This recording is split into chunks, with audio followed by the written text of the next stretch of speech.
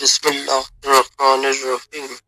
حضرت خولا رضی اللہ تعالی عنہ بنت ثعلبہ کی قربانی، صبر اور ایمان کی طویل داستان۔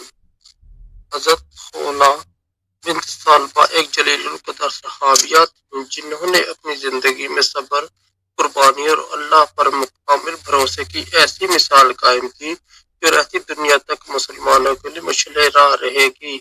ان کا واقعہ نہ صرف خواتین کے حقوق کی علامت ہے بلکہ اللہ کے انصاف اور رحم و کرم کی گواہی بھی ہے۔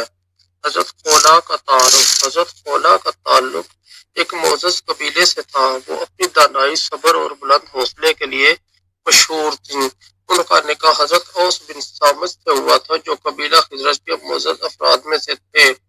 حضرت اوس کی شخصیت جوانی میں مثالی تھی، لیکن عمر کے بڑھنے کے ساتھ ساتھ ان میں غصے کی شدت اور مزاج کی سختی آ گئی تھی۔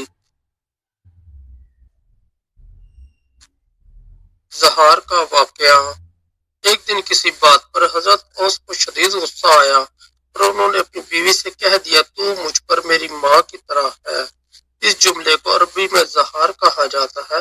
اس زمانے میں اسے طلاق کی ایک صورت سمجھا جاتا تھا۔ زہار کے بعد عورت نہ شوہر کے نکاح میں رہتی تھی اور نہ ہی کسی اور سے نکاح کرنے کے قابل ہوتی تھی۔ یہ عورت کے لیے ایک انتہائی تکلیف دہ اور ظلم پر مبنی عمل تھا۔ حضرت خولا کو اس بات کا شدید صدمہ ہوا۔ وہ جانتی تھی کہ یہ الفاظ ان کی زندگی کو ایسی حالت میں معلق کر دیں گے جہاں نہ شوہر کے ساتھ رہ سکتی تھی اور نہ آزاد ہو کر نئی زندگی شروع کر سکتی تھی۔ انہوں نے فوری طور پر فیصلہ کیا کہ وہ اپنی فریاد لے کر اللہ کے رسول کے پاس جائیں گی۔ رسول اللہ صلی اللہ علیہ وآلہ وسلم کے پاس فریاد۔ حضرت خولا رسول اللہ صلی اللہ علیہ وآلہ وسلم کی خدمت میں حاضر ہوئیں اور اپنے شوہر کی بات اور اپنی حالت بیان کی۔ انہوں نے کہا، یا رسول اللہ صلی اللہ علیہ وآلہ وسلم، میرے شوہر نے غصے میں زہار کا کر دیا ہے، اب میرا کیا بنے گا؟ میں نہ تو بیوی رہی نہ آزاد ہوں، یہ میرے اور میرے بچوں کے لیے بڑی مشکل ہے۔ رسول اللہ صلی اللہ علیہ وآلہ وسلم نے فرمایا، اس معاملے میں اس وقت کوئی حکم نہیں آیا اور میں اپنی طرف سے کچھ نہیں کہہ سکتا۔ حضرت خولا نے بار بار اپنی حالت بیان کی اور اللہ کے حضور انصاف کی فریاد کرتی رہیں۔ ان کی آواز میں درد اور دل میں اللہ کے انصاف پر یقین تھا۔ وہ جانتے تھے کہ اللہ تعالیٰ اپنے بندوں کے لیے ہمیشہ آسانی پیدا کرتا ہے۔ اللہ کی طرف سے حکم۔ حضرت خولا کی دعائیں رنگ لائیں۔ اللہ تعالیٰ نے ان کی فریاد کو قبول کیا اور ان کے مسئلے کے حل کے لیے سورہ مجادلہ کی ابتدائی آیات نازل کیں۔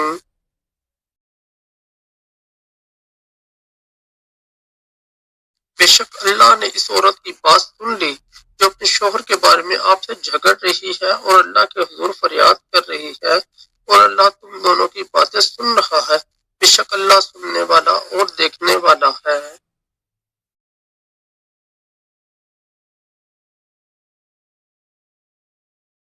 اللہ تعالیٰ نے زہار کو ایک ظالمانہ اور ناپسندیدہ عمل قرار دیا اور اس کے کفارے کا حکم نازل فرمایا۔ زہار کرنے والے شوہر کے لیے درج ذیل کفارہ مقرر کیا گیا ہے۔ ایک غلام آزاد کرنا۔ اگر غلام آزاد کرنے کی استطاعت نہ ہو تو 2 مہینے کے مسلسل روزے رکھنا۔ اگر روزے بھی نہ رکھ سکے تو 60 مسکینوں کو کھانا کھلانا۔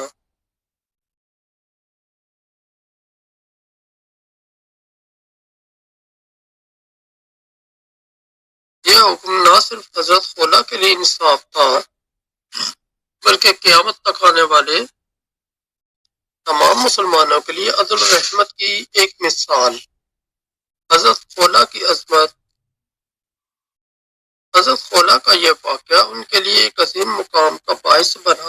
ان کی دعا اور استقامت نے انہیں امت مسلمہ کی تاریخ میں ہمیشہ کے لیے ممتاز کر دیا۔ ان کی یہ جرأت اور ہمت اسلام کے اصولوں کے مطابق انصاف طلب کرنے کی بہترین مثال ہے۔ حضرت عمر بن خطاب کے دور خلافت میں ایک دن حضرت خولا نے انہیں راستے میں روک لیا اور نصیحت کرنے لگیں۔ حضرت عمر انتہائی انہماک سے ان کی باتیں سن رہے تھے۔ کسی نے کہا امیر المومنین آپ ان کی باتوں کو کیوں اتنی توجہ سے سن رہے ہیں؟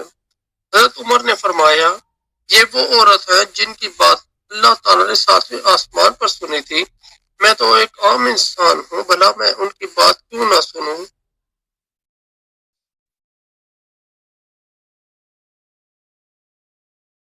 حضرت خولا کا مقام اور سبق۔ حضرت خولا کا یہ واقعہ ہمیں کئی اہم سبق دیتا ہے۔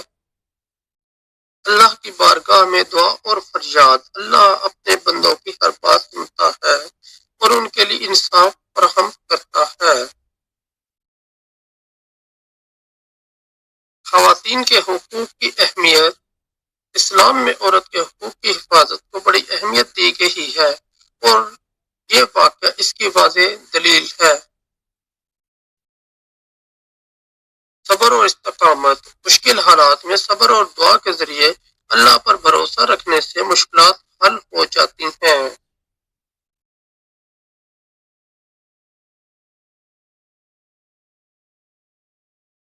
حضرت خولا کی داستان قیامت تک کے لیے انصاف، صبر اور اللہ کے احکامات پر یقین کا ایک مثالی نمونہ رہے گی۔